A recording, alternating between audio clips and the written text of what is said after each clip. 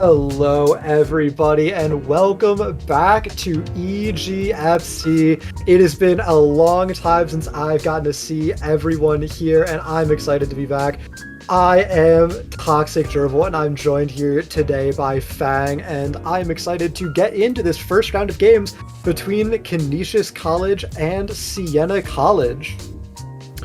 Yeah, it should be really good today. I know both these rosters are fairly stacked as well. You know, with some new blood. It's been a year since I've last commentated for EGF, and man, the one good thing about collegiate leagues is that players are always changing, so you're always going to be seeing new talent coming in to show their stuff right here. And man, I'm not too sure what these two teams' records were. It seems like Canisius has gone through a lot in terms of an esports program.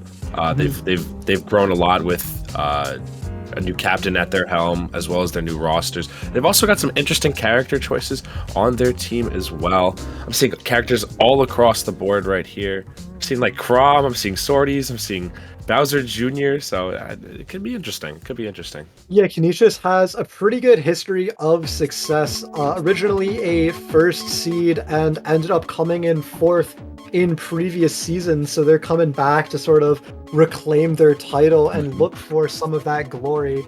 And on the other side of the matchup, we have Siena as well, who are pretty well-known contenders. They've been here throughout all of EGF, and they've always made some pretty good appearances, and it looks like they've really shaken up their roster. I'm seeing a couple familiar faces like Pango and Bitters, but I believe Lax, Ascent, and Matt are all new faces on this roster. And I remember seeing Siena in past years just having such dominant, like Pango and Knight, to be specific, and Waffles too. Waffles did put in a fair amount of work as well. So, they still have that old Siena College flair with a lot of new players added on as well. I'm very ready to see what they have because I've been super impressed every single time they've stepped up to the plate. And I remember Pango in particular picked up Steve right as Steve pretty much came out and has been finding so much success with them as a player. So I'm curious to see what they've got in the tank. I think Steve is one of the best characters in the game, but I feel like everyone discredits him because, he came out during the Wi-Fi era, so we haven't gotten to see all these local Steve players, but we can talk about Steve. I was going to say later, but no, we're going to talk about it right now. We have him being played here by Canisius' representative. That's interesting. I didn't expect to see that. Okay, we got a fly on Steve right now versus Waffles Sonic. This matchup can be a little weird. Oh, okay. We're just got the combos already on deck. Just the full jab carrying. Yeah, man, the combos. Yeah. F tilt to F tilt to F tilt to F tilt. Crazy stuff. It's why Steve is such a scary character, because on hit, he is one of the most terrifying characters in this game. You have to make sure that you're able to SDI out of his combos very, very successfully. But Waffle not really having too much trouble catching up to him. A lot of Steve players like to run away and just farm for materials the entire time, but given how fast Sonic is, it really isn't too much trouble for Waffle to find it. Almost getting a kill right there, actually. And it looks like a fly is going for a lot of set plays. He keeps doing that same 2-block setup with an anvil on top, and he's getting punished for it over and over again, so I think he's going to have to start mixing things up, as that back throw will barely take it. I think it's a little bit of sus DI from the fly. Yeah, I don't think that's actually quite killed yet. But it's a solid early lead for Waffle, and Sonic, once he gets that lead, he can run away with it, you know what I'm saying? It's true. All puns intended right there, but it's true. This is also a timed format as well. I'm not too sure how I hope that doesn't come into play. Yeah, it might. Waffle's been so aggressive so far, though, off the bat. I don't think we're going to be seeing it in particular. Like, a fly I feel like in order for this game plan to work, okay, nice back air, though. They get that kill off right there. But yeah, fly, I think, just needs to maintain more of their resources, start playing a bit more evasively. And right now, they're doing just that. They're doing what Steve does best. Like, look at that comeback being mounted already. Yeah, great comeback, and we see a diamond in a fly's inventory. Probably going to save that for the next stock, though, but, that's a really scary up smash, and Waffle getting pretty close to kill percent here. Steve definitely not lacking in kill power. The character's just not lacking in anything, really. We are seeing materials get dangerously low. Yeah, we are seeing a fly try to mine some, but you do mine materials at a slower rate if you aren't using your pickaxe to really get that going. But Seems like they've got it. Yeah, just digging on the ground right there for something. Almost gonna die off that the top right there from that. Okay, this is a very tight game so far. Yeah, very close. You have to remember, even once these stocks are gone, there is going to be a diamond in that next stock. So a little bit of a comeback mechanic for Steve here that Waffle really has to look out for, because that thing will kill you at like 60.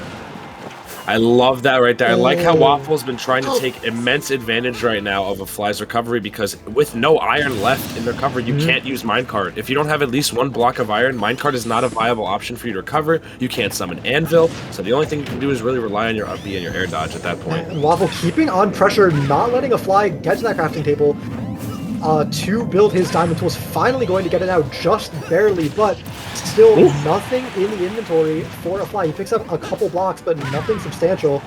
And already at 73%, I don't know if diamonds are going to be enough to make it happen, but this combo could be the start. Drop though. Yeah, Waffle just trying to grab this landing right here. We're seeing lots of F smashes rip. I'm loving the usage of homing attack to really just close space between Waffle and the Fly. You know, not giving Steve too much time to get those materials. But we do have Diamond on board, so Waffle has to be very careful right here. That was so cheeky. I love that. That was crazy. Really bold setup. A lot of materials being expended for not a lot, but the back air at 103. Great DI for Waffle. It's going to come down to the last hit here. Nothing in Steve's inventory though. This is big. This will pretty much begin, you know, the lead for either Canisius or Siena, and the F smash is going to let it rip, and yeah, Waffle is barely clutching that out.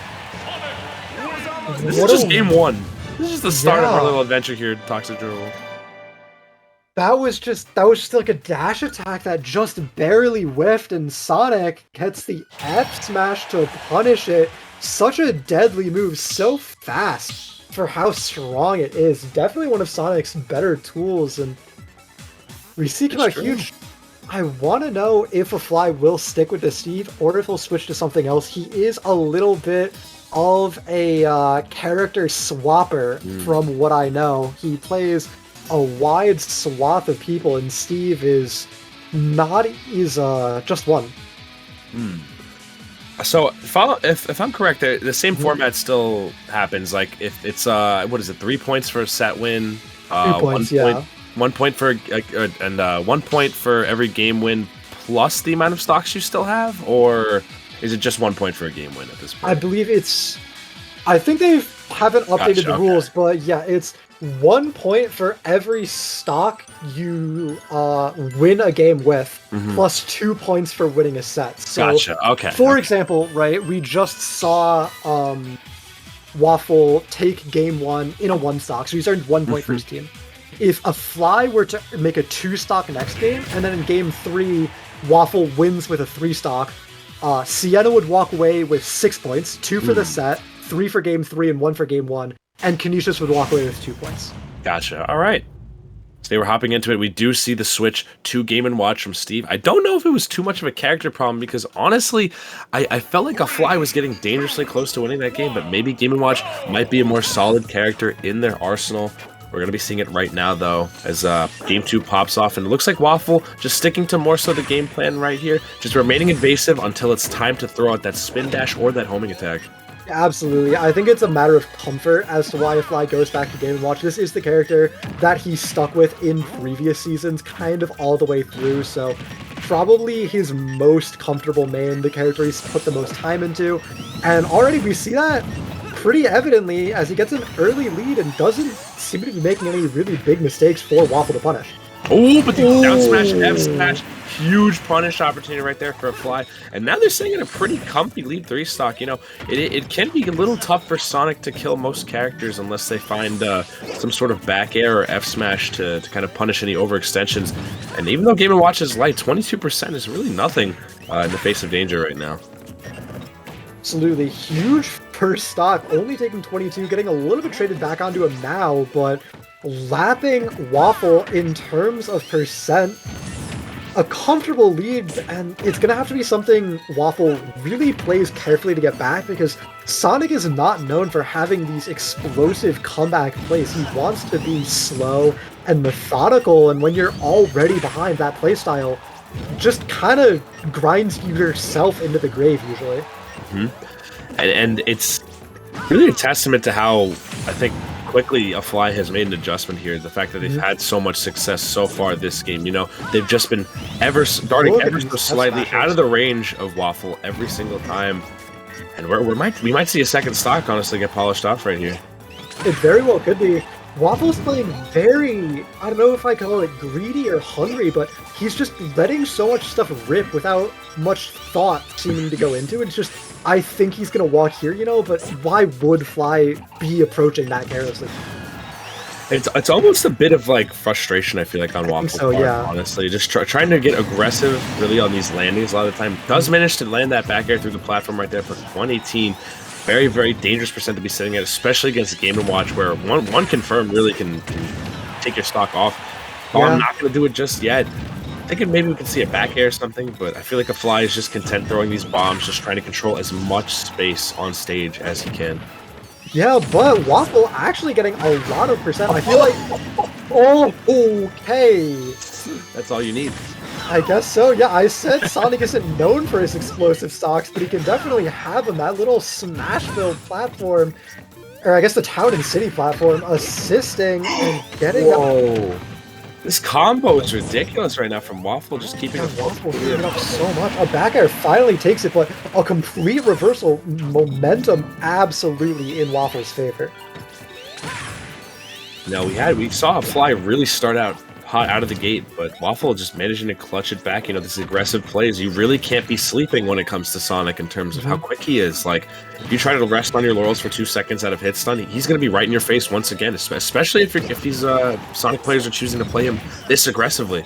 Yeah, but look, we're back to being basically dead. Even in this game, a Fly has come back from the comeback, I guess. The players are just trading blows with each other, and both these characters are light with a lot of kill power.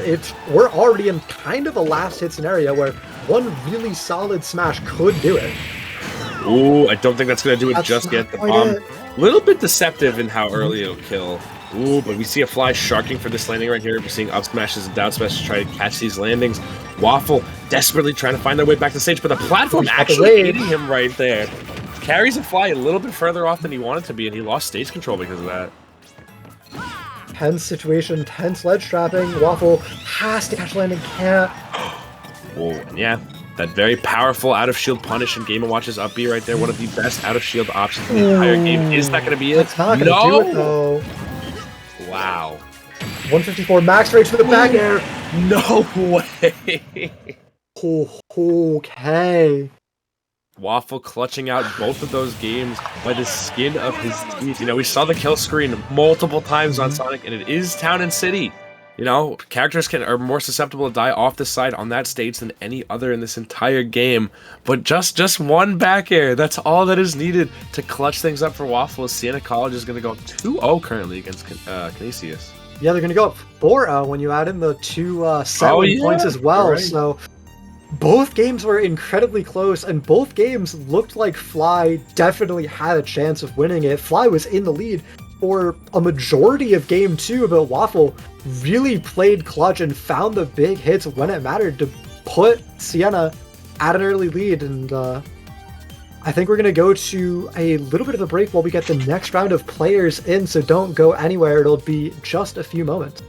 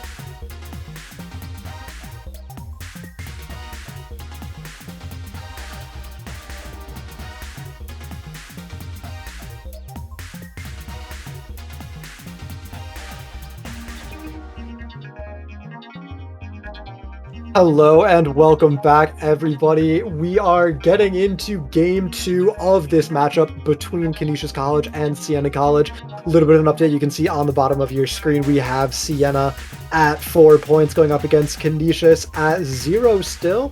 And from my experience, 4 points, not much of a lead. You know, it's the minimum possible lead after set 1 that you can have. So I guess you can have a small lead if they want to get. I'm not going to worry about that. Anyway, it's pretty nice. Interesting though.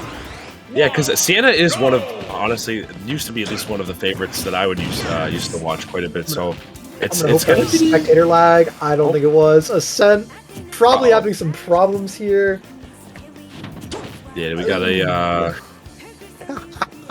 I don't know if it's like a troubleshooting thing or anything like that. Should have been a technical difficulties. Yeah, probably. I think we're gonna back out and reset. I'm gonna check in with the captain's channel. And I have an update. It is a controller problem for Ascent. That should not take a long time to fix. If anything, it's just getting the backup controller. So we're gonna sort that out in just a few moments. And in the meantime, we get to talk about this matchup because we did get to see who the players are playing. We have ZSS going up against Captain Falcon, and this is an explosive matchup. Oh yeah, for sure, absolutely. You know, both very fast characters, very, very punish-oriented. I'm curious to see how Ascent is going to choose to play Zero Suit because there's multiple different ways you can play her depending on the matchup. You know, we've seen Zero Suits tend to play more of a mid-range game and aggressively poke until they can find their large openings. Falcon is just a one-man war machine.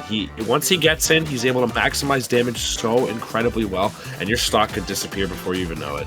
So I'm curious to see how this matchup is going to go. You know, got two very, very good characters out here on the board. I know Ascent also has a very nice Sephiroth, so we might be seeing some of that.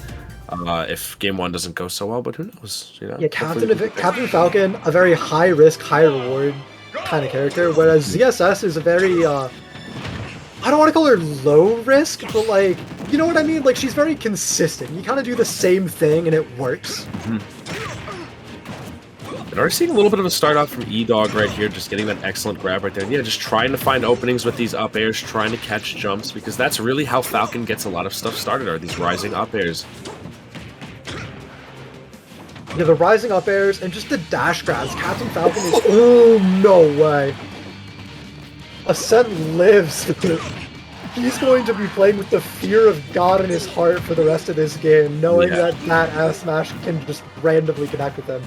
And it just seems like E-Dog is ready to go. You know, it seems like he's ready to just open up with those fat punishes and punish these little mistakes that Ascent has been making so far. Well, we are seeing Ascent start to get cooking maybe just a little bit right here. But E-Dog has been pretty much almost perfect with these grabs so far. Ooh. Yeah, despite everything, it's relatively even percent, only a 30% lead for E-Dog, and ZSS can make that up very quickly, as we're seeing right now.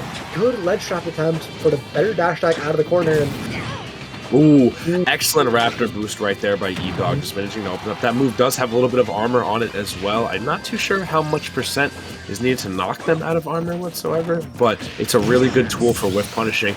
And wow, excellent Falcon dive right there to take that at first stock off of the center. This is looking mighty promising for Canisius right here. This lead can be made up in no time if E-Dog can sit and continues playing in this manner.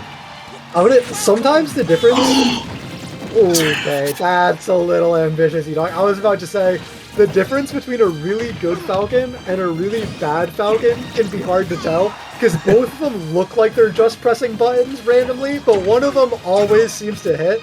And I was about to praise E-Dog and say he's the kind they just always seem to hit, but... Ascent finally gained that first stock up. They could have gone before, honestly, when that move was whiffed earlier. Could have done a boost kick, but managed to just opt for stage control in that instance right there. But yeah, not looking too bad. Ahead E-Dog is. Yeah, but you never know. With Zero Suit, your stock, you know, given how flip kick operates and how lackluster Falcon's disadvantage can be sometimes, especially against a character that can go so deeply off stage in Zero Suit, it can be a little scary for E-Dog in this situation. Yeah, Captain Falcon falls fast, doesn't have fast options to get out of hit stun or fast burst mobility, so he really is super comboable, and ZSS is a character who just messes you up if you fall into that heavy fast faller category. Oh yeah. Alright though, excellent straight dash attack right there by E-Dog, and looking very, very solid, you know, hasn't really been letting themselves drop these stocks too early. We are going to see the boost kick, and it is going to go right there, surprisingly. I figured Falcon would be happy enough to survive that one there, but no. Yeah, we're back to even, a little bit of a jab combo, and up air connects, gets 30%, but it's going to be a combo from Ascent just the same, and we're dead even. You know, both these two desperately trying to juggle each other off of the platforms here on Battlefield. I think this is a fantastic stage for both characters. Ascent taking it a little slowly, though, just waiting to see these punishes out right here. And man, we're seeing a complete reversal to what we saw at the beginning of the game. You know, E-Dog just trying to find some way out of the corner right here. Great Falcon kick, catching Ascent jumping, seeing how he jumped twice in a row and just going for the option, hitting the third jump, but E-Dog just goes to the ledge a lot when he doesn't have to, I feel like, and puts himself in very awkward situations. Oh, and that's the whip side B right there. Not going to kill just yet, but no double jump left on E-Dog. This is looking like a Sense game right here, unless E-Dog is able to find his way out of this, corner right here. Can't find the ledge trap. Now E-Dog has center stage. That up smash. That's so risky. That was nuts. If both hits of that up smash connected on Zero Suit, she was dead easily. You know, Zero Suit not too heavy. Yeah. And Falcon up smash being a very, very powerful tool, and it does. The first hit does suck into the second hit, but managing to find that side B right there in Ascent is gonna put Siena up still 5-0. You know, Canisius looked like they had a chance there, but no dice. Yeah, I think E-Dog at the end there thought he had already landed when he downbeat, in which case the downbeat probably would have killed, actually, and it could have gone completely the other way, but he just put in the input a couple frames too early. He was right over the ground and got that really laggy option instead, unfortunately, and as you said, yeah, it's going to be one more point going to Siena. We haven't seen a game that isn't a one-stock, a close one-stock even yet, so I'm excited to see how things turn out, and I definitely think E-Dog can make the reversal happen here. he was in control for a good amount of time in that set. So if he just cleans up a little bit for game 2 and game 3, he can get some points back in Canisius' favor. Yeah, I agree with that. I think he started off really, really nicely. He had his punishes down. Something just didn't click. I think maybe it was nerves or just started running into stuff a little more errantly or tried to go for more brazen punish options that were too high risk. I feel like if E-Dog just stays calm and juggles, it was looking good because they got really early stocks off really, really nicely. They just needed to keep maintaining that and not go down in terms of trading stocks with Siena. But unfortunately, they got tickled. They got tickled right at the end by the little electro whip. Yeah, very unfortunate. No character switches. I don't think either of these people are the type to switch characters, as far as I know. One of them has Ascent does have that Sephiroth, but he won, so I think he's just gonna keep going with what wins. No Sephiroth needed going into this game 2 on PS2, and I like this pick for E-Dog. Very neutral stage for both characters, and it works. It works very well in Falcon's favor as well. However, I think Ascent has started to mount a little bit of momentum as they find themselves in this game 2 right here. We're seeing more buttons coming out, more movement. They looked a little slow to begin with, but they're not really skipping a beat now when it comes to this punish. I definitely like for E-Dog, this stage is just so much wider. He's a player who seems like he really likes to run around and move a lot. And in the last game, that meant he kept running to the edge of the stage and putting himself in the corner. But now he has so much more room to work with and maneuver around Ascent's projectile game and just this spam from the ZSS. So I think it'll definitely help. And we're seeing Ascent get very hungry with these down smashes right here, trying to link it into some sort of boost kick or side B. E-Dog just trying to find some safe way to land, manages to get the Falcon kick right here, and I like that option. It's a really great mix-up tool when your opponent expects you to come down with something else, like maybe a dare or just air dodging. It is a great way to get you to the ground quickly if your opponent can't react to it. Yeah, but as we saw last game, if your opponent can react to it, if you whiff, it is incredibly punishable. Oh, yeah. So it's a very risky option for E-Dog to go, especially this consistently. He's using a lot of Falcon kicks, and great tech chase, but Ascent mistimes it, not able to get the hit off there, which probably would have been a stock. E-Dog finding themselves in the corner off stage, going to be catching the up smash for their troubles right there. They had stage control so perfectly. I'm wondering maybe they just wanted the stock off right away, but either way, going to be calling out that jump with the Falcon dive right there. And again, we're back to even Steven. Yeah, both these players seem to be incredibly well matched for each other. It seems like every time we want to call out the percent, it is dead even between them. A little bit of posturing going around, some stray hits, but no one finding too many combos, which is a little interesting given the nature of these two characters. We haven't seen those long strings you would expect. We saw Ascent just try to end it right there with that flip kick punish. Missed the timing by a little bit, but gets caught sleeping on the ledge. E-Dog going to be going up one stock finally. Could this be the lead breaker that Canisius needs? That is such a huge down air for E-Dog. A really, really early stock take from Ascent, and now he's getting even more hits on the next stock, lapping past Ascent, taking command of the game. Down air, no need to follow up, though. This is a melee. It's not that free. And every option here just getting called out by E-Dog. Ascent just needs to, I feel like, play a little more evasively, trying to force these punishes with these errant flip kicks or aerials, but E-Dog's just not falling for it. Yeah, and Ascent's going to need to play perfectly from here on out. At 126, any stray hit from Falcon will be the end of your stock. And remember, he has another stock to work through, even if he gets through this one.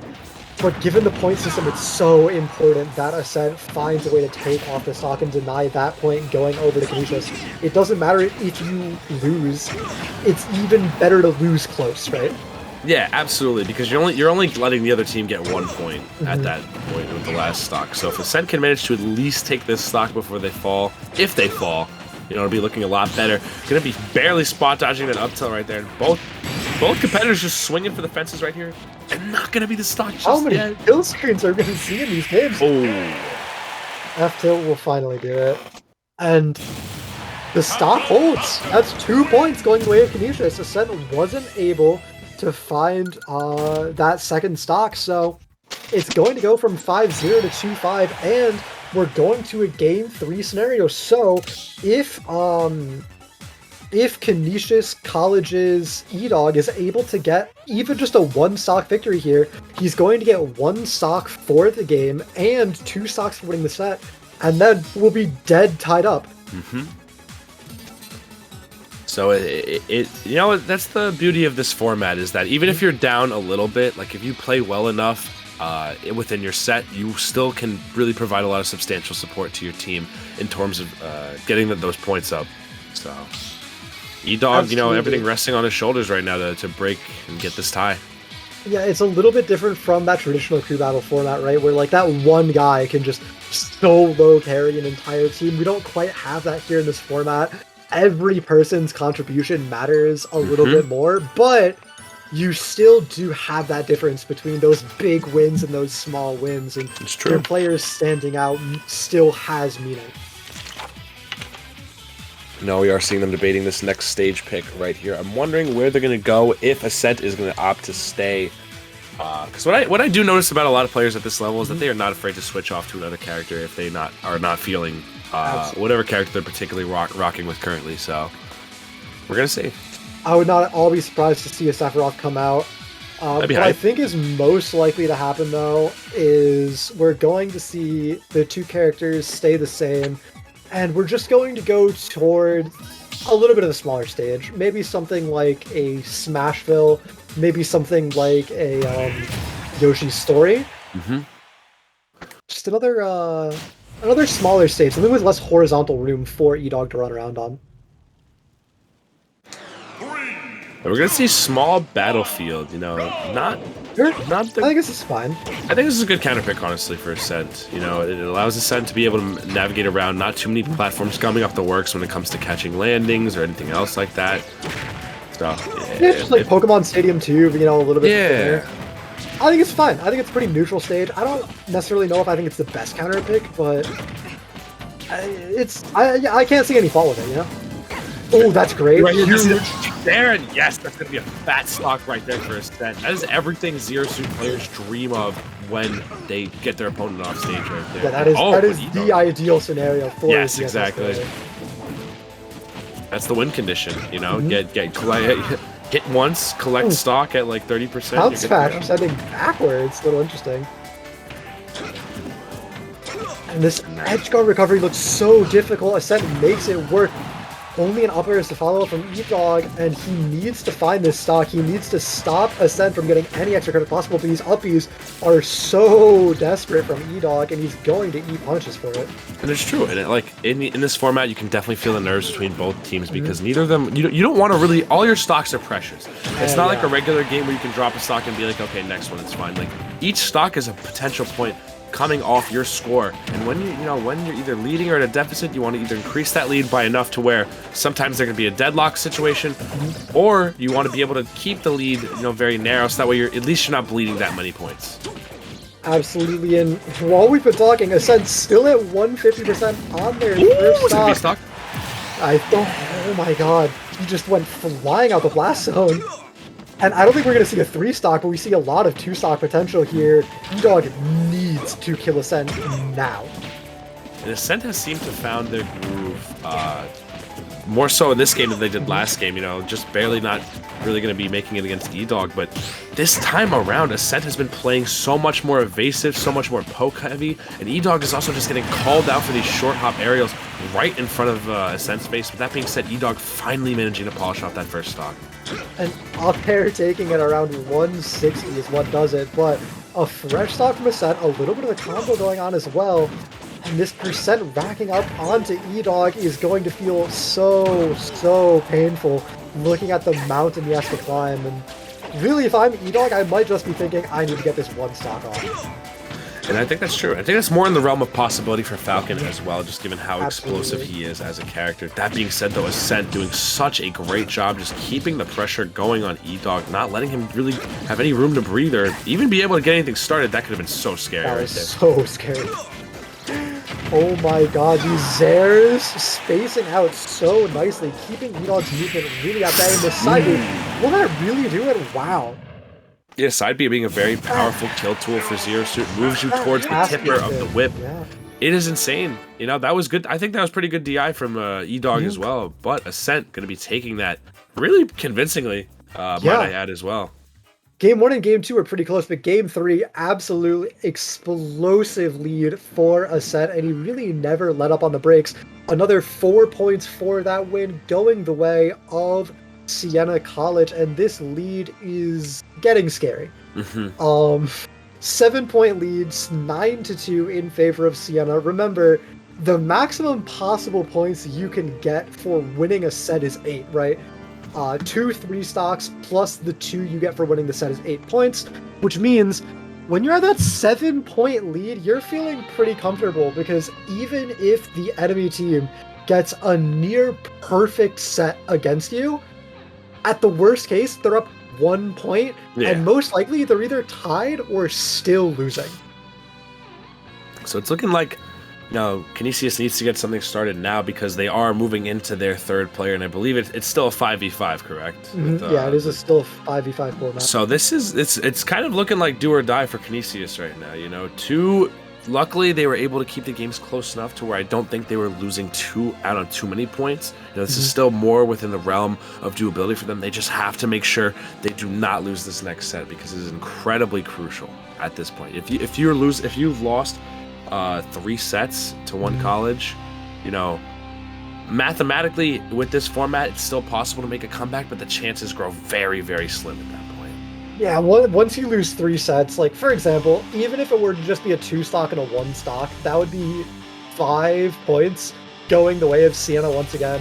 It would be 14-2, and then you would need to get you'd need to get 12 of the 16 available points to you in the last 2 sets. That's bad. That's brutal. That's like 4 2 stocks and not dropping a game bad. You do not want to be in that position. So the pressure is really going to be on for Deku Sky and LAX, who are coming on next. Specifically, Deku Sky, Canisius College's representative. It's going to be all on his shoulders to set up his team to really have hopes of victory. Yeah, for sure. There's still a very impressive amount of players left on Siena as well. I believe we haven't seen Knight or Pongo yet. So it's getting to the point where it's a little concerning. They need to win this next set and just make sure they aren't dropping anything from here on out. Maybe a game here or 2, but they can't be getting 3 stocked. They have to at least keep it close or try to clutch out some of these wins, because you don't get that additional 2 points at the end if you don't win the set. That's what's most important. You can take as many stocks as you want, minimize the bleeding as much as possible, but you have to make sure you are winning and closing out these sets. Absolutely, those 2 points are a deal breaker. They kind of define the format almost.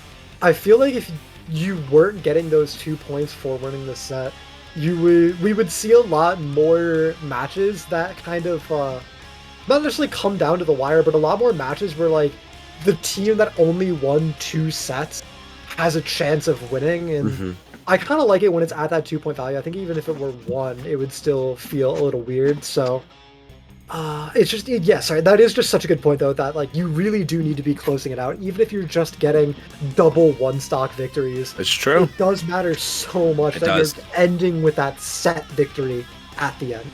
Because even with double 1-stock victories, it's an additional 4 points in your corner, and that's additional 4 points of denial for the other team at that point. Yeah, even if you win to enjoy the same luxury. Yeah, even if you win 2 1-stock games, but your opponent got a 3-stock victory, you're walking away with 1 more point than they are, right? So it's literally impossible to win a set and then walk away with less points than your opponent did. So you just need to stay consistent. You do need to close out and make things happen. Yeah, we're seeing the switches occurring right now, just trying to see what's going on. Who is being sent in? I believe we have the updated doc here, and it's going to be Deku Sky for Canisius College and Lax for Siena College. Deku Sky is, I believe, a Sephiroth and Zelda player. Very interesting characters to pick. What a duo to have there. I mean, both are very mid-range heavy fighters somewhat. Zelda with the Phantom, and also just how she tries to play around not you know, getting touched on shield while simultaneously, you know, trying to keep you at a distance the entire time, along with Sephiroth. Sephiroth's whole job is just to keep poking at you and getting that consistent damage until he gets that big hit that's going to finish you off. So, you know, maybe a good pair of characters that work together in tandem. Yeah, and speaking of characters who want to poke you and get that consistent damage and then just get that one big hit at the end, Lax is a Fox player. So Ooh, very that should be interesting. When you look at it like from the outside, right? They feel like very different playstyles, right? Fox is this really fast character who gets in, gets out, and Sephiroth is kind of this like slower, you know, character with the big sword and the projectile. But when you really get down to the nitty gritty of how they actually play out, they both do have that sort of like hit and run playstyle, and then you finish it out with the one big finisher at the end. Exactly. So I kind of do hope we see that matchup, because I always like when two characters are like stylistically pretty similar and we get to see the difference of the players really shine. And it is also just what style of play that both these players are going to be choosing as well, you know.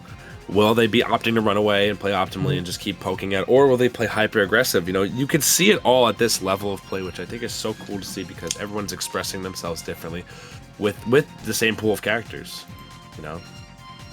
It'll make more sense when you have a bajillion Sora players running around. Yeah, oh my god, that's gonna be the death of online for at least a week, man. Elite for a week is just gonna be straight Sora players. Absolutely. Yeah, I mean, like, it's actually probably the best inclusion they could have had. I can't think of like a more iconic character that wasn't already in Smash, right? But it's a fitting end to Smash. It is a fitting end. But, oh man, I am not excited to see everyone and their mom playing Sora. He's got everything I like in a character. Fast, you know, has somewhat of a sword projectile, decent combo game. You know, little bit of DLC privilege sprinkled in there as well. Yeah. So, you know, paying $5.99 for a character, they got to be a little better. Exactly, they got to be a little good. You know, so we'll see how he pans out, and how he does. Oh, what is it? Over 2 weeks till he comes out, or something like that, or like over a week? I think it's around there. It's like a little over a week. Day after SmashCon, which is gonna be. Okay, I'm a math major. That means I don't do math. Okay, so I'm not the guy to. It's gonna be in about 2-ish weeks, because next weekend is SmashCon, the 15th, 16th, and then he comes out on the 17th. So that we still got about, you know, just shy of 2 weeks till he comes out. So everyone biding their time, but he's here. You know, we are going to be seeing the meta start to shift and solidify a little bit more in Smash Ultimate. Speaking of shifting and solidifying, we've got Sephiroth, very, very potent character in the meta right now. You know, we haven't really seen enough of him at the highest level of play, but I know tons of people have been trying him out on the lower levels. Pretty sure I've seen MK Leo playing a little bit of Sephiroth, right? When he came out. He's played a little bit. Tweak has a very fantastic one as well. So this character is being wielded by some of the best in the business right now. And against Fox, a character that's susceptible to dying pretty early, it's going to be a little bit tough for Lax to find his way in, but once he does, that damage is going to be pouring on and on. Yeah, these combos from Lax out the gate, though, have been really good. Daku Sky not able to find his footing after getting hit once, takes 70% for his trouble, but a few stray hits of his own even things up, and God, I will never get used to how big this sword is. It's like half the stage. It is a fantastic mid-range tool for poking out and just making it so Sephiroth can attack safely with very little risk, little to no risk to himself. And we're seeing that a little bit on Lax right now. You know, Lax just desperately trying to find his way in. Sephiroth also a character with fantastic movement, so it's going to be difficult to pin this guy down and make sure you can get that kill off. Now those wings are online. The final form has come in this first stock, so Lax even more reason to be scared. But too much percent on Daku Sky for that kill confirm to come through. That side B to up air is a potent kill setup, but it stops working once that side B starts sending too far up. Wow. That was a great F-tilt. Kind of a little bit of conditioning right there, honestly, on Daku Sky's part. You know, Lax being forced to come in over and over again. But it's all going to be for naught as Lax manages to take that first stock right there with a powerful F smash. Yeah, after just a crazy series of events, Lax gets the first stock, but gets caught trying to space aerials, gets a little bit outspaced by, the master of spacing, Sephiroth himself. So Daku Sky evens things up instantly now within a fraction of a percent. Well, this is tough, We had an even game there. The game is really on Daku's back right now. I feel like as if Lax manages to take this game, that's going to be even more points flowing in favor of the Siena College crew. So you have to make sure that even though you're going down to your last stock, you have to be clutching out these wins right here. This is a huge swing game for either team right now. Honestly, it'll determine if one team will just win the rest of this little series right here, or if the other team will pull back. It is so incredibly important that Daku Sky walks away with this victory here. And right now, it does not look like that's going to be the case. Double Lax's percent, 117 to 64. A really ambitious F smash is going to get punished, putting Daku Sky back at the ledge. Vicious up smash from Lax throws away the advantage, though. We're back to neutral, but Daku Sky has to be so careful. That was interesting. A lot of players tend to just want to throw Fox off stage because that's where he's at his weakest. That's where he is most susceptible to getting killed. Given how, and also we could be seeing just more counters. I feel like off stage or otherwise from Daku Sky. It does a fantastic job of catching recoveries that go slightly above the ledge, or even ones that are even below that, since it tends to slow you down once you hit into it. But Daku just trying to maintain the center stage control, but going to get really greedy with that F smash. I wonder if that was a misinput. Either way, Lax going to be getting that stock off, and things are looking better and better for him as this game progresses. Yeah, maybe that F smash was supposed to be like a drop down F air or something, but either way, Lax finds the punish, and 122 on him. He has to keep this stock alive, build up a little bit of X%, and it looks like that's exactly what he's going to do, as Daku Sky, already at 37, still needs to find a kill. Ooh, there's the kill has been found. That excellent F-tail right there. That F-tail has been paying more than enough work for Daku Sky this game. It's so good at catching this. One of Sephiroth's best moves for sure. Yeah, the swing is a little delayed, so it catches these stagnant approaches really, really nicely from when, opponents are like, I don't know if I'm going to go in, or if they choose the wrong time to do so. And I love that run-up grab from Daku Sky, actually running into Lax for about half a second there, making sure he wasn't going to do any other option, and then grabbing him, getting the jabs and follow-up to the throw, and percent basically dead even, stocks absolutely even, and it's all going to come down to it, and Daku Sky, remember, has to be the one to make things happen here. Now 3 orbs on Lax's part, he doesn't want to get hit. Interesting recovery stall right there. I actually love that up B right there because it put him in a spot where Daku Sky couldn't really got in there unless he reacted accordingly. Is that going to kill? Oh my god. What a counter. Across the stage? Insane. I think it's powerful.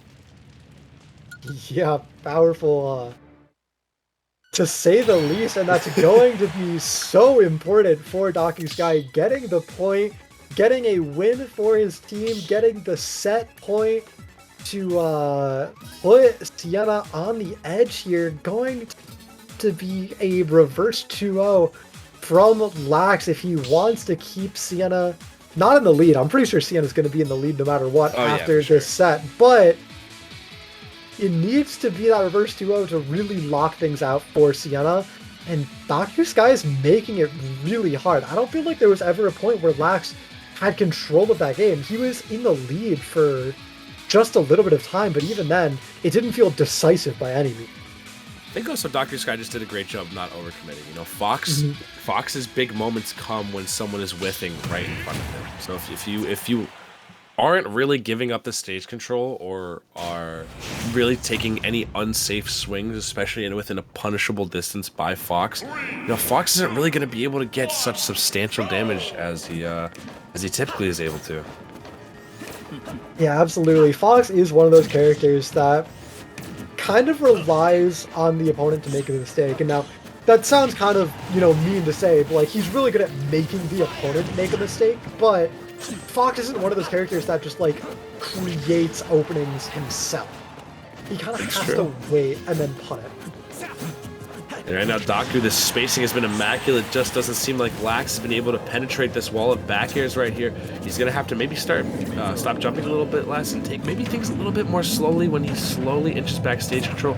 Getting back stage control can be a little victory in of itself because you can eventually slowly start forcing your opponent into the corner, really kind of restricting the amount of options they can do that are safe at that point. This start is looking very different from game one. Game one, very close kind of the entire time, but now DocuSky out to a very solid early lead, and on FD, with no platforms to walk around to, it feels so hard to approach a Sephiroth. I don't really understand this counter decision. I feel like if you just showed me a screenshot, I would have told you DocuSky picked this stage, you know? For sure. You know, Fox does typically like platforms to juggle the opponent, but maybe Lax is more comfortable on this stage as a whole. Or maybe there were issues in the matchup that he was finding difficulty with on stage with platforms. Either way, we heard the counter eventually start to come out, but it's going to be too little too late as Lax manages to net that first stock. Yeah, all that being said about how DocuSky was playing great, he didn't hit Lax for a solid like 45 seconds there, and Lax just ran away, gets the lead for himself, and now with Rage, this early little combo game is going to be kind of nasty, and it's going to need to be DocuSky finding a way to even things up before it gets out of hand.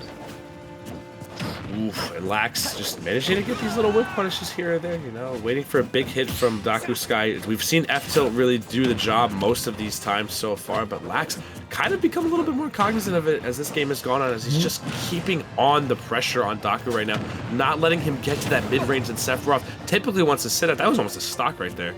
Yeah, Doku just keeps trying to land with aerials, and Sephiroth's aerials have a pretty good amount of lag at the end of them. So Lax keeps finding punishes, but speaking of punishes, that's going to be a big one. Yeah. That move pretty much insta-kills. It's insane. Yeah. You know, it does take a lot of charge up as well, but at the ledge, that move is so powerful. Yeah, basically just for your shield break punishes. And that down smash is perfect for shield break punish. Shield breaking in general. You know, that's what it's there for. But yeah, after all that, it is still a 40-50% deficit for DocuSky that he's going to need to make up, but he is playing cleaner, he's playing more patient, and he's getting the percent back, and that's an M&M on Lax. He is going to have to be so careful. Right now we're seeing Doku back in the driver's seat just a little bit. You know, Doku working a lot better with the space he's given at this point. Fox off stage once more, just going to throw the big one. No dice in terms of how close they've been. I agree. Going low and trying to go for the diagonal angle up in the stage is probably one of the safest Fox can do. We've seen countless players like ZD really employ this to kind of keep themselves alive in these scary, scary situations. With that being said, Doku going to be throwing out another bear, going to be taking another stock off of Lax, and maybe this is where Siena College finally bleeds.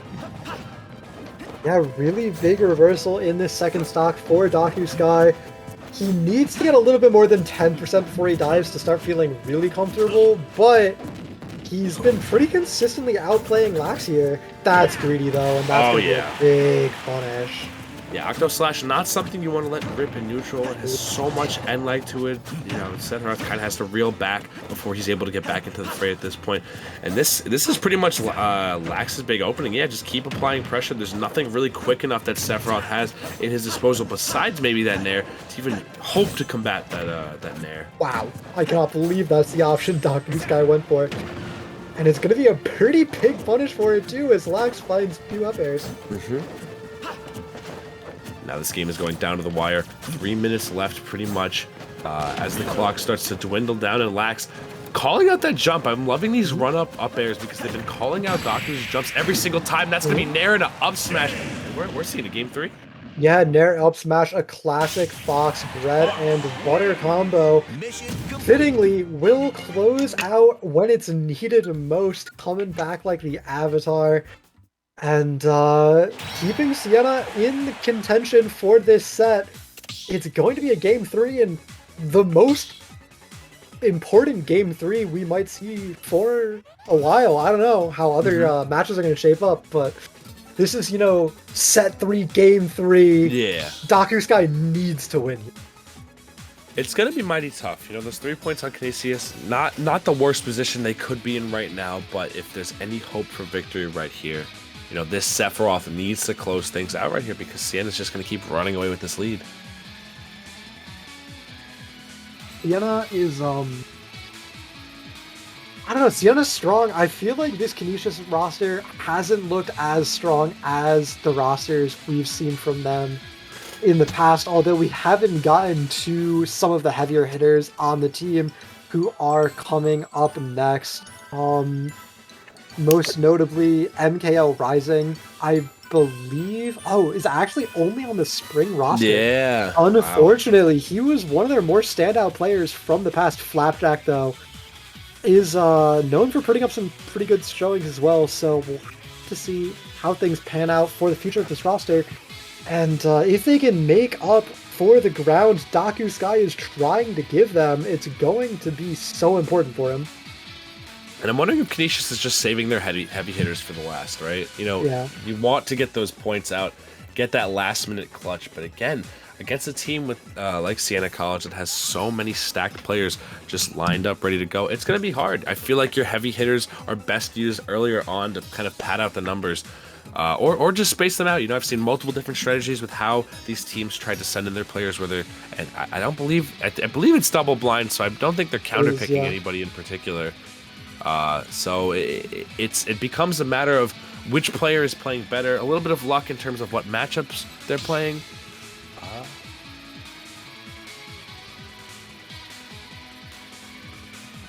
Oh, okay. Okay, so... Yes, we're being told by production that it's the team that won the previous set has to announce their character first. So it's not completely double blind, it's only double blind when we first lead in, but I don't think it's like too big of a deal. The player versus player matchups all the time. Alright, going to Callus. We've seen lots of Fox players. Actually, no, Lax won this one, so this is Daku's counter pick right here. And I know we've seen a lot of top level Fox players such as Light opt to pick. I think Light's the only one. I'm gonna be honest. Light just likes Kalos. Like, I mean, it's looking good for Lax so far. It's 0 to death right off the bat. That's huge. I mean, hey, if you won on FD, you can't go to FD a second time. So I don't know why you're taking him to diet FD here, pretty FD. But no, you do have those Lax platforms seems pretty comfortable on this stage.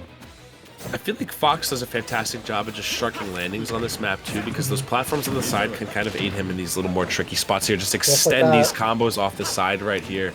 You know, he's been able to just keep tempo with Daku this entire time, despite the speed buff that the one wing gives Sephiroth in these situations. Yeah. It's just, I don't know, it looks so bad for Daku out the gate. I think the pressure might get to him a little bit here as, I don't know, he just doesn't seem like he's in control of basically anything right now. These jumps are just so erratic. He's moving, but not really threatening anything.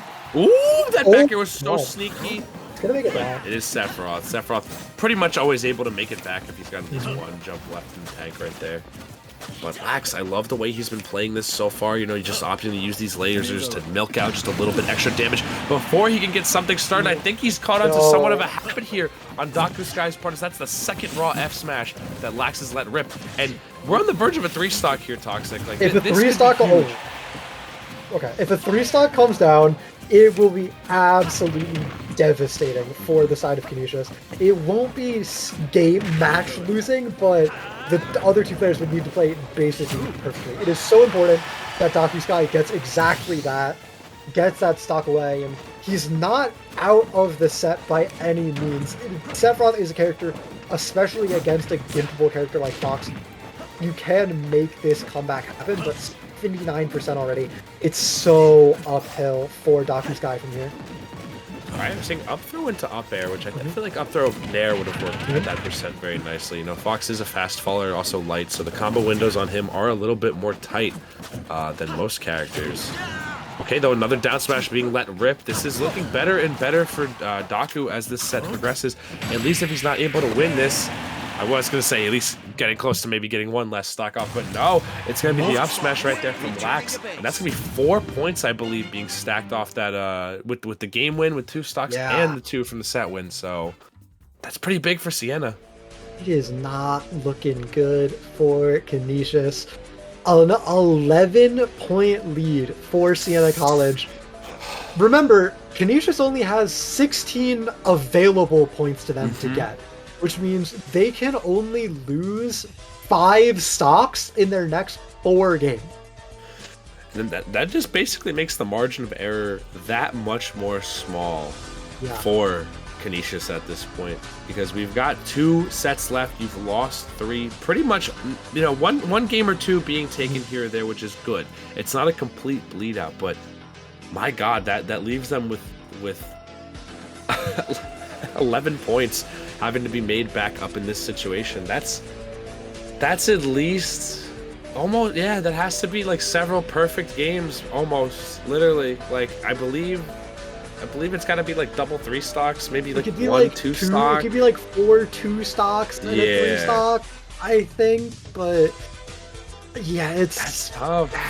Or not even 4 2 stocks. It's 3 2 stocks and a 1 stock would do it if you don't drop any games other than that. But that's bad, right? We've only seen like 2 2 stocks this entire match, so asking for 3 of them from Canisius is a very tall order. I don't know how they're gonna do it, but you know they're gonna try it. We are sending Pongo in for Siena and Flapjack for Canisius, so this is gonna be probably a hot one. Honestly, Pongo being one of the star players from Siena College, you know, has an excellent Steve along with some other characters in the pocket to boot. Flapjack, I've heard, is also one of the more prominent players on Canisius, or Canisius, sorry, as well. So yeah, if I remember correctly from previous seasons, Pango was definitely one of the heavy hitters on this roster. So Siena not messing around going into the potential to lock it out. If Pango puts up a good performance, he guarantees a victory for Siena.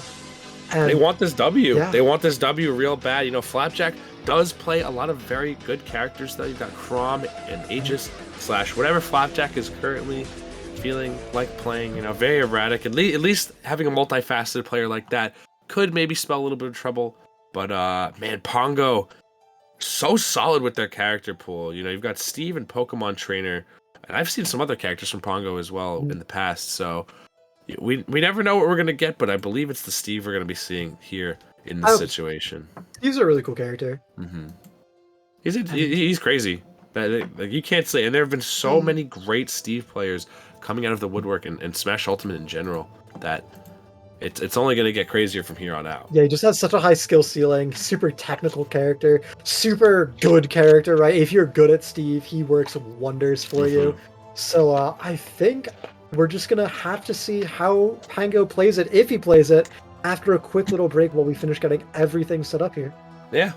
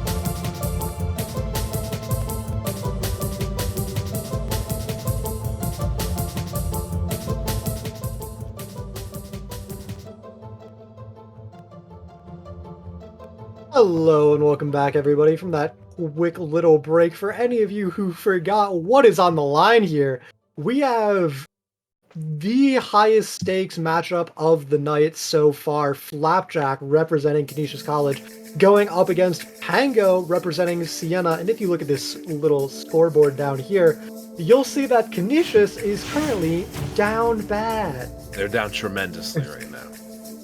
And it is all on Flapjack's shoulders to keep them in the game. Pango has the chance to lock out Canisius from having a chance at victory before the fifth set is even played if he wins. And right now, it's looking good as Pango is kind of schmooving with the blocks. Yeah, now that we've seen, Pango's Steve age a little bit more, we've seen, more counterplay develop with this character. And Pango hitting those windows perfectly already. Jabbed to F smash just at that point already. We've got the TNT set up on ledge here. Wow, Flapjack is barely navigating his way out of this one. And this one's already looking mighty explosive. No more iron, though. Pango has to be a little bit careful, but Flapjack needs to keep up the pressure with this scrum. Oh, you know, that's the day one tech, man.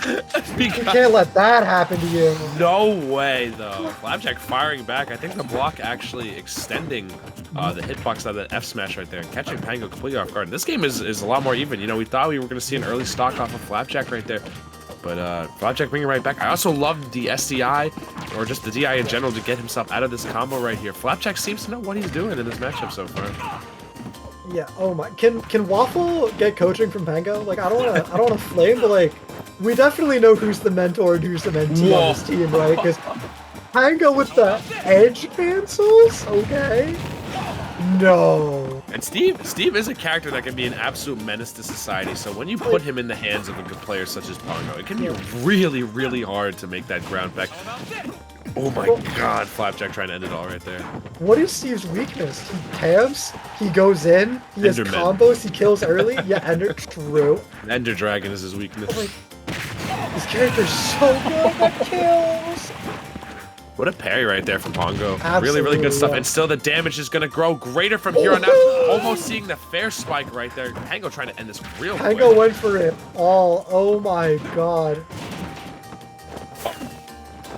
And I'm terrified right now from Flapjack. You cannot afford to lose any more of these games, and you're up against the Titan, the behemoth right now. If Flapjack loses a game in a 2-stock, the rest of his team has to play literally perfectly. It has to be 3 stocks, like, from there out.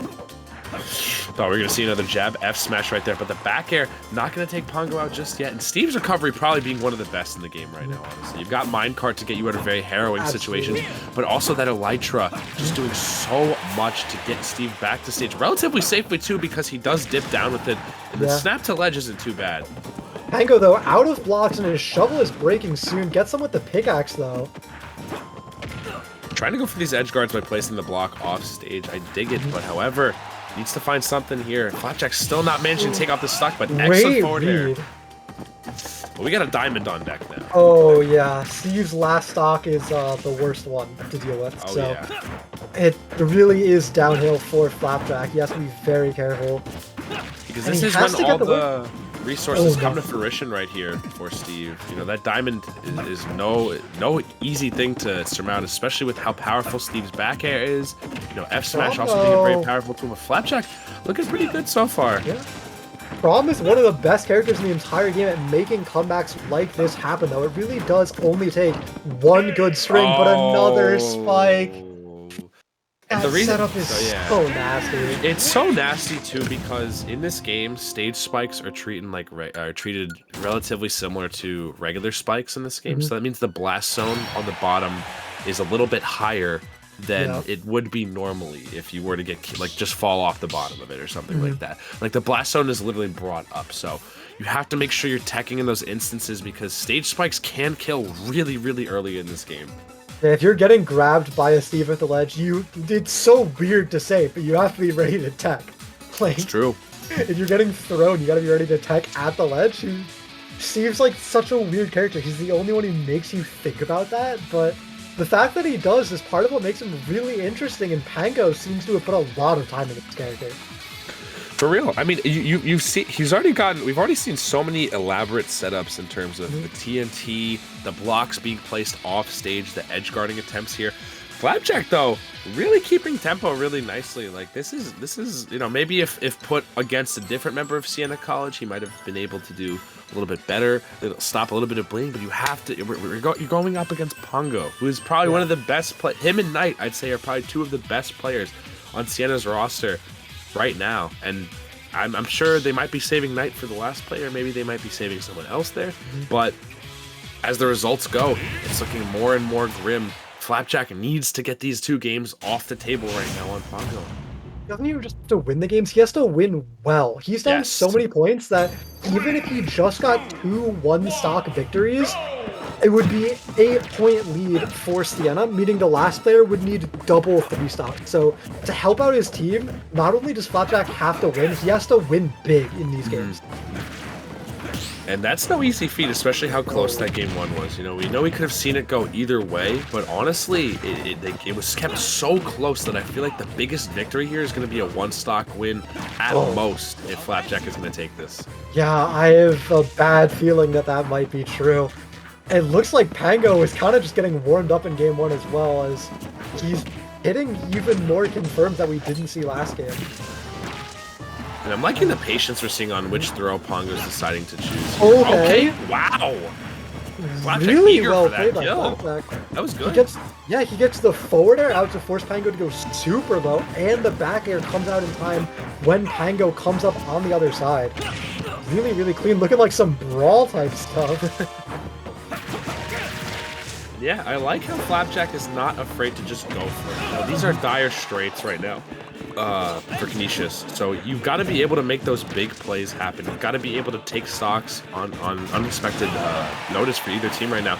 And I'm loving how much Flapjack is just opting to just keep running in and trading damage with Pongo. He knows if he doesn't, he's really going to be losing out on a lot of trades. Like even if he does drop this stock right here, that's 71 already done on Pango. That's not terrible at all, honestly. Kron can wrap up kills pretty efficiently.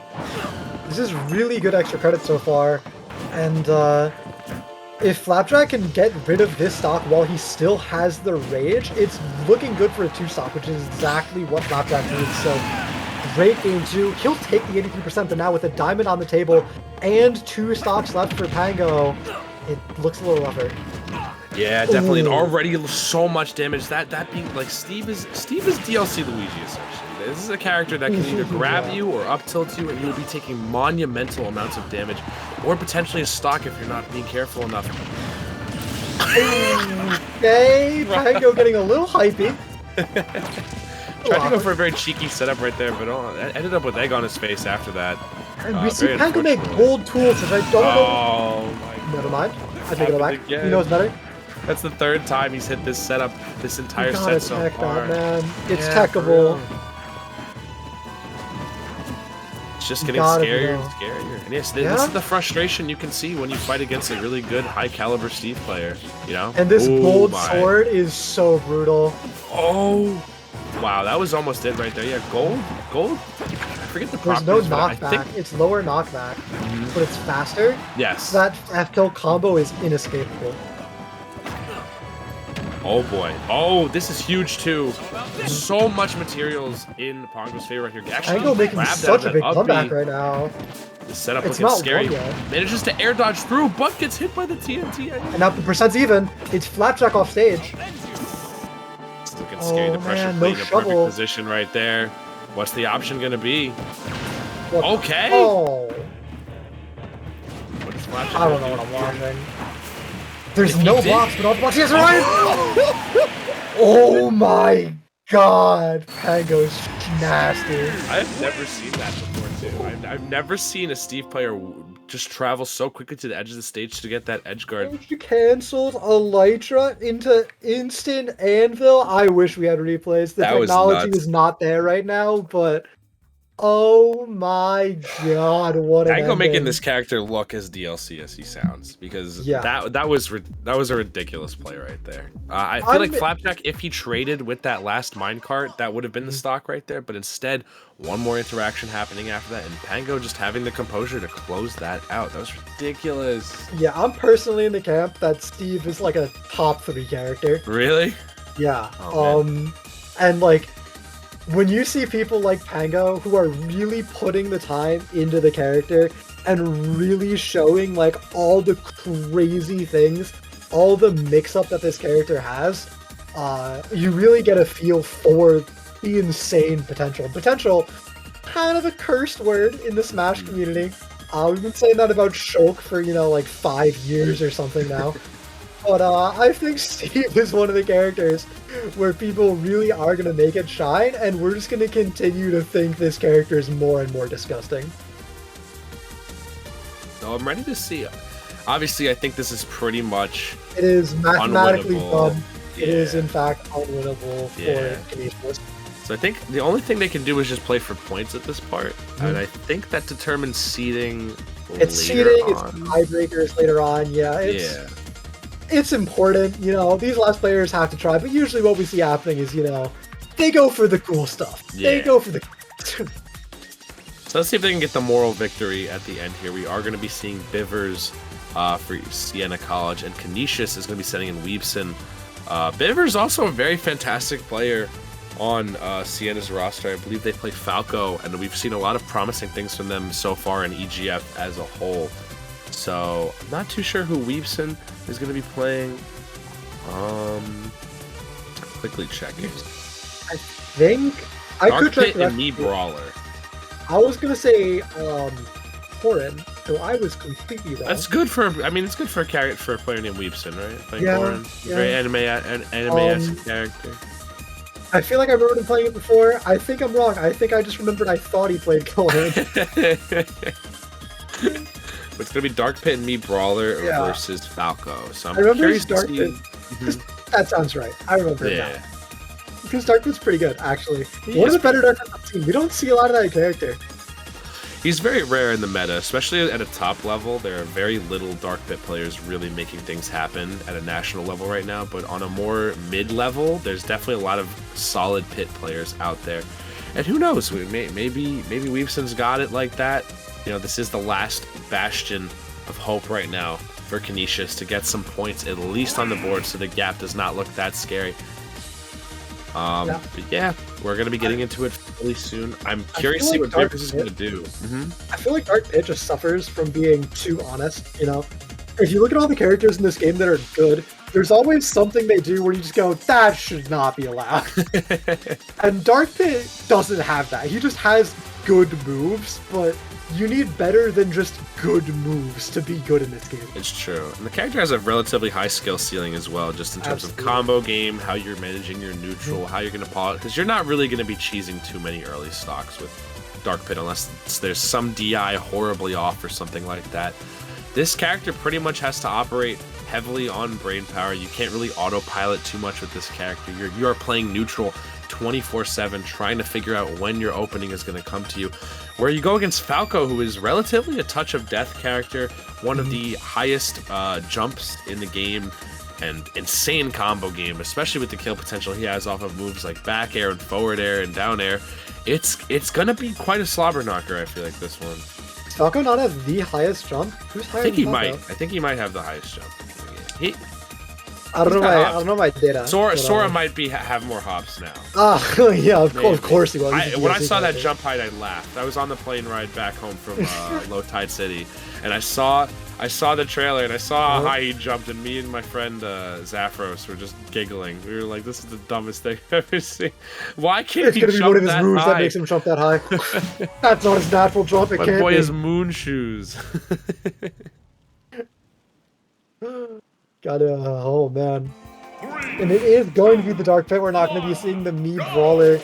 Such a fundamentals based. Both these characters are just super fundamentals based, I feel like. That's true.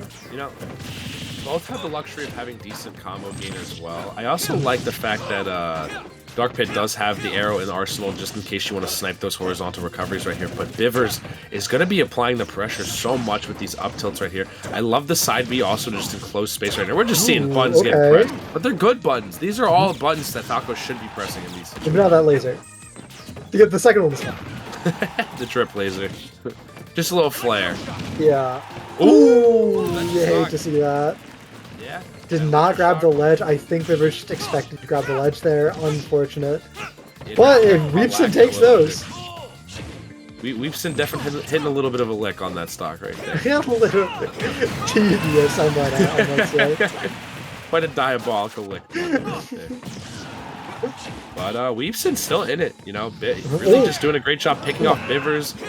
A little mistimed there on the down air, but I like the idea. You know, yeah, as I said, the players, they go for the clip plays when there's nothing left on the line.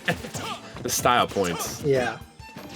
You know, this is good for Siena colleges to keep extending their lead if they can. But Canisius, you know, I like everything Weepson has been doing. It's just these little execution timings that haven't been panning out. Yeah, he's gonna make it back from that. If you ride the stage up with Falco's up, he'll make it back from pretty much anywhere, except for like maybe the super duper bottom on the stage. Yeah, just a little bit shorter than Fox's, so you never know sometimes. Which is weird because he's a bird. You know, you figured to be able to fly a little bit further. Yeah, you know, he jumps higher. I guess he gets that. kind of weird. That never made sense to me either. He does prefer the air. I mean, true. That's how it goes. But now Weepson knocking on death's door right now. You know, it's just the consistency in terms of damage output that Falco has at his disposal that makes contesting characters like Dark Pit hard, because Falco is almost always going to be winning more off of one substantial interaction than Dark Pit ever will be. Yeah, you just need to win neutral more times, but both of your characters have pretty similar neutral tools, so it definitely just favors the Falco. Still though, Weepson, if stuff like this happens, if stuff like I cannot believe he teched that. That was insane. I thought he was dead. I thought he was dead. Bivers got this. 130 on Weepson, last hit for Bivers, but a nice little combo. Yeah, Weepson not giving up at all. Here. Yeah. And he's playing this advantage really, really well right now. Trying to go for the dare right there. I think up air might have been a better option there, just given how that had to be a back air. Eyed that right there. Wow, Bivers. Bivers is nuts. Yeah. I thought after that air dodge he was toast. Siena adding a tad of insult to injury here. Yeah, a little bit. Bringing the score up to 19-3. And if Weepson doesn't do anything quick, it's gonna be looking in the 20s, which is not a good look. Not a good look for sure at this point in the race right here. Hey man, I've seen games go into the 30s. Okay, it's not the worst. It's terrifying. It's so bad. I've seen teams get literally completely shut out. It's horrifying. Yeah. Sometimes there's just a college skill difference. You know? Yeah. Some of these schools have such a great concentration of player skill, and the fact that they have good players that can grind off of each other constantly and help improve each other, it makes things scary. You know, one good player can really send a butterfly effect to the rest of the college's skill level, depending on how close how well they teach the other players, how much they play. And depending on also the area of the college. You know, some colleges are a little bit more blessed than others in terms of the player base that's coming their way in the freshman year. Usually it comes down to a big sample size kind of thing. Just the bigger colleges are more likely to have better players because there's just more people there, higher chance someone good ends up at your place. So yeah, a little bit of a luck of the draw, but you make do with what you have in Canisius. They're not looking good here, but they're definitely no slouch of a team. It's just how strong Siena is. And strong they are, honestly. I knew very well going into this that I assumed they had still got it. Like, I haven't commentated EGF in about a year at this point, so I missed pretty much an entire season, or a season or two at this point, just from floating from job to job. But now coming back here, seeing players like Pongo and Bivers still at it, still putting in that work, it's really... You know, it's good to see, because they've proven that they can still stay on top. They haven't been slacking in terms of how good they've gotten. And it's just showing the differential right here between both colleges. Yeah, absolutely. Pango has been one of the players throughout all the seasons of EGF that I've seen to consistently impress me the most. But yeah, he's not here. We're talking about Bivers versus That's right, young Bivs. And we're getting back into the game. And Weepson, honestly, I'm fairly impressed by too. Honestly, Yeah, not bad. Had it been another college, I feel like these guys, Canisius would have done a little bit better. But Siena's definitely one of the top names to beat out here. Absolutely, Siena is a very scary place. Oof! Let it rip right there. Yeah, just a little bit of a slugfest going on right now. Just trading blows in neutral. Great grab. And we're seeing that a little bit already with Bivers, just with this powerful edge guard. I don't know if there's any jumps left on Weaveson. He does manage to make it back. And honestly, not looking too bad. You know, found himself solid footing on the stage again. It's really just a matter of getting Bivers off stage as consistently as he can and making sure he finishes those stocks once Falco is forced to commit to a linear recovery option, which he is. Falco's weakness, yeah. You know, kind of know Falco's going to the ledge almost every time, so... Yeah. Like, side B can definitely be anticipated or picked off, and up B can also be, you know, spiked by down air. It's more so a timing thing for Pit, because his hitboxes aren't particularly generous, and that down air, I believe, only has like a 1 or 2 frame window to where it actually spikes. And you have to make sure you're hitting that consistently, which is kind of hard. Yeah, you're usually going to try and shark ledge with like a nair or a bear instead, just because it's out for so long, but Pit's hitboxes are weirdly small. You feel like they'd be so much bigger with how big the swords look, but it's always not quite enough. These arrows are really great, though. I've loved Weaveson's arrows in both these games so far. It's just looking quite hairy. Now seeing a little bit more of a slower paced game take center stage here as Bivers just has been finding these openings very, very consistently. And the fact, you know, these multiple jumps that Dark Pit has don't matter when you're met with a character that can not only shark landings, but also match you in the air at the blast zone. It's ridiculous. He'll meet you right up there. Like, every time Weepson decides to commit to another jump, Bivers is already up there trying to intercept it with an up air or a back air. There's no escape. Not from this bird. Speaking of this bird, 122 on his first stock still with Rage. Weepson needs to get rid of this. Yeah, there it is. But still 95% of Weepson's second stock. Up smash not quite enough. Not hitting the meaty strong spot, but something like a back air will for sure do it. Yeah, things looking mighty dangerous. Oh my god, that killed? Must have been some missed DI there in Weepson's part. I don't think that should have been killing off the top ladder, like, especially not in Town City. And maybe no expected a different move. No idea, but it's a very commanding lead for Bivers. Either way, Weepson really need to find some magic sauce to get back in the game, and I don't know if he's going to be able to. Bivers and everyone on the Siena College roster is just so good. I feel like there's not like a weak link, you know? They've all been fairly evasive too in their disadvantage as well. Like, it just seems like the punish game has also been a little bit more potent for Siena. It just seems they know what to do off hit, and there's a little less guesswork they have to do in comparison to how Canisius has been managing their characters lately. But there have been some promising things I've been seeing. You know, they haven't been doing a bad job. It's just that they're just a tiny bit outclassed, I feel like.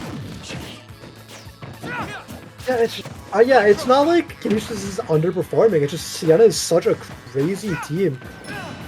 They're definitely top contenders. We'll have to see other teams from here on out, but my eyes are on Siena in the future. And while we talk about his opponents, Weaveson does get the stock off. Still down a lot in this game, though.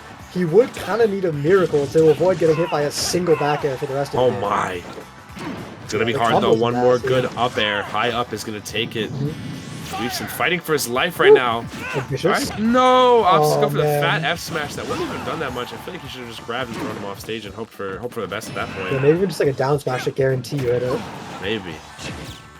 Just anything really. It's important to have, you know, when punishes are laid up to you like that, you have to have consistency in them. Absolutely, and that's all she wrote. Up smash. Yeah, that's gonna be it. Pretty good set of game. Yeah. Not bad. Siena, though, taking it pretty convincingly. I believe they're going to be sitting at 22 after that set right there, bringing us to 22-3 at the end of this set. Really good effort from Canisius. We saw a lot of nice things here and there and some really, really close games, but Siena just proving why they are the powerhouse that they are. Yeah, absolutely. It was just, I don't know, every game was close. We had 3 total 2 stocks out of every single game we watched. every game was going like last stock, last Yeah, it was hit. close. They were But it keeping was it just close. always Siena clutching it out somehow, and just props to them for making it happen. Mm-hmm. I had a great time. We're going to be pulling in Pango, who I believe is the coach for Siena, into the channel in just a few moments to run an interview with him and ask him a few questions. So stay tuned while we get that set up, and we'll be back in just a few moments. All right.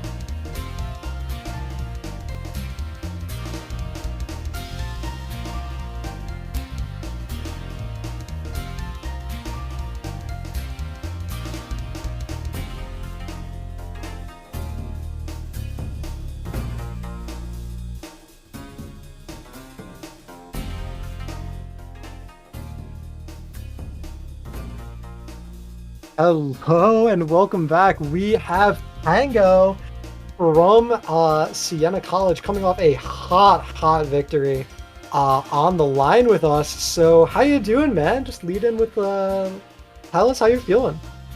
Oh, I'm feeling pretty fantastic. Great way to start the season. I knew we got a little bit of a scuffed roster today. Our main guy Nick has a class, unfortunately, so had to make do with what we got. But we got a couple new subs, some freshmen this year, and we're seeing some good stuff from them. They're looking good, honestly. I remember last time I casted for you guys had a very dominant roster, and honestly, I saw that come through this time. You know, we saw some return players such as you and Waffle and Bivers, all doing a great job as you guys always have. But the subs held their own. They didn't drop a single. You guys didn't drop a single set today, so they all did a fantastic job today. Who do you think was the most surprising to you in terms of performance? Like who did you not expect to like do as well as they did and were super impressed with? Most surprising, I probably got to go with Lax. You know, he lost game one. I know he's got some issues. He played a couple games before. He struggles with nerves and stuff. Definitely Fox is an online character, along with nerves. It's not a good combination.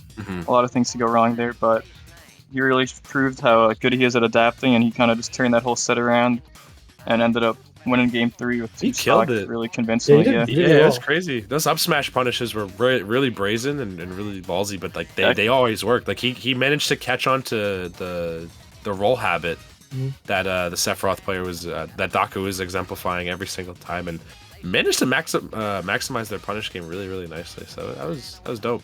I saw a big change in his confidence, the difference from game 1 to game 3. game 1 he was definitely a little shaky, kind of dropping stuff he normally hits, going for stuff that just normally wouldn't go for, and then kind of just brought it all together and made it happen game 2 and 3. I've seen you compete. Have you been competing online or just in general at all? I feel like I've seen your tag been popping up a little bit more recently. Off or online, not really. I'm from Long Island, so. Oh wait, actually. Meta once Have in you a been while. going to Aeon at all or anything like that? I went to Aeon like maybe 3 times over the summer with a couple of my so friends. funny. That's about it.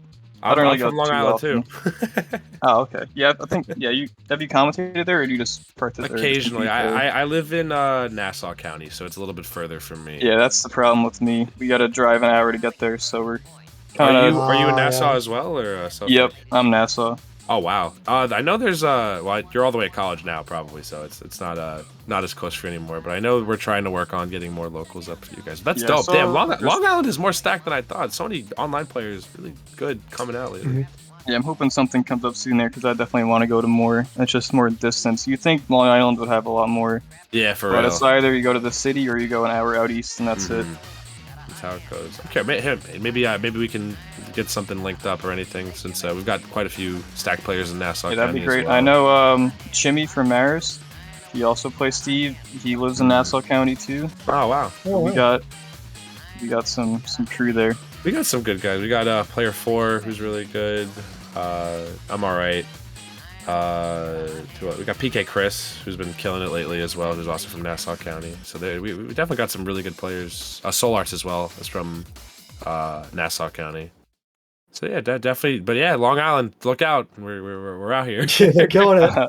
We're out here. We are. So is the Siena roster as well. You guys put on a great show. So glad to have you on. Glad to hear your thoughts about your subs coming in. Glad to hear that. Overall, I actually do want to ask, going forward, how confident are you in this roster to sort of make it to playoffs and go far in playoffs? Do you think you're like a top contender? I think definitely. I mean, we've won the past 2 years, so our roster really hasn't even changed that. We've only one guy graduated last year. We lost our Bowser player, and I think we've brought on even more talent this year to even expand our sub roster even more. So I think we're even a much stronger team than we were last year. Great. I am looking forward to seeing you guys playing. It's always great to see your lineup play in these games. You have just consistently performed so well. So I'm going to keep my eye out on you guys in the future weeks, and I recommend the viewers do the same. But we are out of time, so I'm going to have to say goodbye to you for now and wish you luck in the future. All right. Thank you so much. Have a great rest of your guys' day. Hey, Thank you. Take care, man. See you. I did not know he's from Long Island. That's crazy. That is crazy, yeah. And with that, we are going to begin preparing for our next matchup, the Fairfield University versus St. Peter's University, coming in just a few moments. We are going to get them as soon as possible, but we are going to go to a quick break while we make sure we have everything in order.